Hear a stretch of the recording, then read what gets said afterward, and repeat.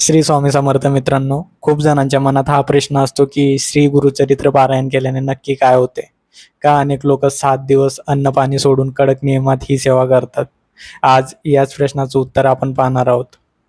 सगळ्यात आधी म्हणजे मानसिक आणि आध्यात्मिक शांती मिळते.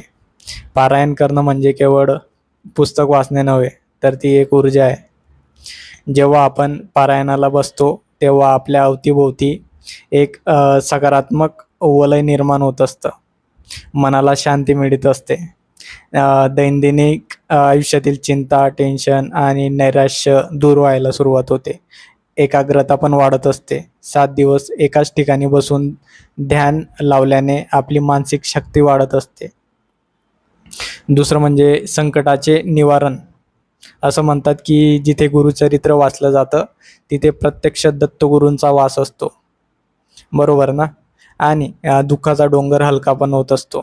म्हणजेच व्हिडिओत म्हटल्याप्रमाणे स्वामी स्वतः तुमच्या दुःखाचा डोंगर फोडण्यासाठी तुम्हाला जवळ बोलवत असतात. आणि कार्यातील अडथळे दूर होतात. तुमच्या व्यवसायात, नोकरीत किंवा वैयक्तिक आयुष्यात येणारे अडथळे या सेवेमुळे दूर होत असतात. अवघड कामं सोपी होऊ लागतात.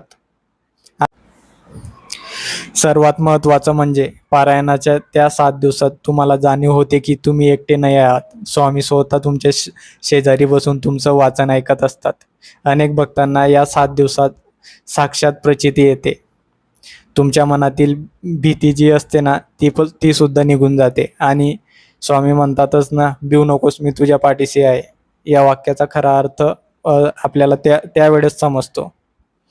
आणि तसं अजून म्हणायला गेलं की थोडक्यात जर सांगायचं म्हणलं तर पारायण हे केवळ इच्छापूर्तीचं साधन नाही, तर तो स्वामींच्या जवळ जाण्याचा एक मार्ग आहे. तुमची भक्ती खरी असेल तर तुमची ही 7 दिवसांची सेवा तुमच्या आयुष्याचं सोनं करू शकते. तुम्हालाही असा काही अनुभव आला आहे का? जर आला असेल तर नक्कीच कमेंट्समध्ये नक्की सांगाल. आणि श्री स्वामी समर्थ.